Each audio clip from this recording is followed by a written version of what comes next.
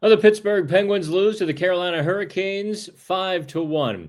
I am Dan Kingerski on the Pittsburgh Hockey Now and the National Hockey Now YouTube channel. So the Penguins losing to Carolina in Carolina, not exactly news breaking. It's been since 2018 that the Penguins have won down here. Now I'm doing this at the hotel. Carolina is one of those arenas where the security guard can't go home until I go home. So I did a kindness and I got the heck out of there so he could go pick up his son from a hockey game by midnight. So we're doing this at the hotel. Here's the Penguins game kind of in a nutshell. Coach Mike Sullivan praises much of his team, calls out a few guys. It didn't take Sherlock Holmes to figure out by a few guys. He largely meant one and who he meant. So that's really a difficult task here. How do you break down a game in which one of your star players costs you so much, but the rest of the team isn't good enough to make up for it despite playing really well? That's where the Penguins are, with a stacked top line. And make no mistake, on Thursday night, Rickard Rakell was dealing. He was playing really well. Rakell, Malkin, and Crosby had their chances. They played well. They were certainly not part of the few guys who needed to be called out. But when you stack all of your offense on one line, if that line doesn't score, you are iceberg right ahead. It's kind of where the Penguins were. The rest of the Penguins outshot Carolina 36-18. If I had told you before the game on Thursday the Penguins would double the Hurricanes' shot attempts, the Penguins would hold the Hurricanes to 4 shots in the first period, that the top line would play pretty well, you might say the Penguins had a pretty good shot to win, but that clearly was not the case. So I'll let Mike Sullivan begin this little post-game endeavor. But we had a lot of guys that played really hard and didn't get rewarded for their efforts. I think there were a few guys that didn't live up to the expectation. And it's hard. We need everybody to bring it every night to give ourselves the best chance to win. And that's all he said. Josh Yohe, credit to my buddy Josh over at the New York Times, Athletic, whatever you want to call it, who followed up, I thought, with a really good question that I was fishing in my brain. I'm like, how do I ask? And Josh, was the first one to find the words for it, and he said, Mike, you don't call out your team's effort very often. Are you doing that here? Or you don't call out players very often. Are you doing that here? We all knew Erik Carlson had just a brutal night on Thursday. And I'm going to get into the Erik Carlson situation here. And Sullivan repeated that same line. A lot of our team deserved to be rewarded. A lot, not all. So let's get into Erik Carlson on Thursday night, because the game is part and parcel. It's on his shoulders, and you hate to say that. Alex Nedeljkovic bravely stepped to the fore and said their guy was much better than me. Not really true. Nedeljkovic took the loss, took the blame for the loss, but the reality was his jersey didn't need to be laundered. Nedeljkovic's jersey didn't need to be washed because the team had already hung him out to dry. The first 3 goals were just defensive lapses, might be kind. So let's go through this here. 52 seconds into the game, it's a 2-on-2 coming back the other way. Carlson has Martinook. Marcus Pettersson has his man. Okay, all is well, right? Wrong. Carlson drifts away from his man, leaving Martinook wide open. Carlson took the center of the ice, but there was nobody else within 30 feet. There was no one to take the center of the ice from. So the saucer pass goes flying past Carlson. And Martinook made a really great deflection. Take nothing away for Martinook's goal. But if Carlson stays with his man, that play doesn't happen. Okay, one mistake, one goal, moving on. The second goal was brutal.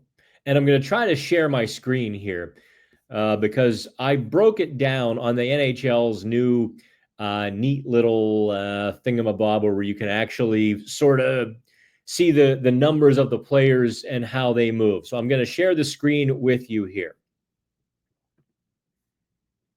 There we go. Okay. So this is where the play started. You see Erik Carlson on the blue line. You see Sebastian Aho, the top circle, number 20. He's deep in the zone. So is Roslovic. Those two guys would actually get basically a 2-on-0. Marcus Pettersson's a little forward. Marcus Pettersson's going to get back. That's the amazing thing. Watch how you know, I don't even know how to describe it. So there's the first setup. Okay, the puck is near the Carolina net. Tap past Roslovic, Aho. Now we're at center ice. Aho has skated all of that distance, and he's gotten behind Erik Carlson. How do you get behind him from that distance? Carlson has not skated from the blue line to the red line yet, while Aho has gone from the circle to the red line. Now, Roslovic has the puck. Roslovic. Roslovic. I'm going to get it right one of these days. And you can see here, Cody Glass is chasing. Marcus Pettersson is back. And then it becomes this. Everybody gets past Erik Carlson. And 96 has an easy whip past Nedeljkovic. How does that happen? That's extraordinary.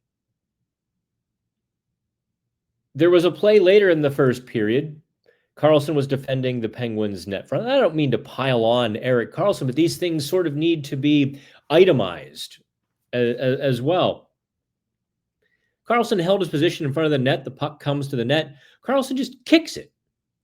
Like an angry kid kicking the can up the sidewalk, kicks it back to Carolina. I mean, he could have, kind of kicked it to his stick or even used his stick, skated it out of trouble or done so many things with it, but he just kicked it back to Carolina, which maintained offensive zone possession. Eesh. The cherry on the sundae, the candles on the top of the icing on top of the cake was in the final 10 seconds of the first period. Nietzsche just walked Carlson at the blue line. You can't get beat deep in the final seconds of the first period. Just can't. That cannot happen. But it did. And so I'm sure Sullivan was good, fit, and angry. He took Carlson off the top power play. In fact, he basically negated the entire second unit to do it. He basically just put the first unit out there. He put Michael Bunting in place of Erik Carlson, and the top power play in the next 6 minutes of power play time was almost exclusively power play one without Erik Carlson. So Sullivan clearly sent a message. We talked with Carlson following the game. And I'm not going to get into the video. I'm just going to kind of read the quote here. It's a difficult thing when a guy has just a brutal night. But it has to be called out because Carlson has not been good in 12 of the 15 games this season. He just hasn't. So Carlson says, yeah, I didn't play bad. It's unfortunate sometimes. The first shift, they score on the play, and it starts snowballing the other way. This is kind of Carlson admitting without admitting.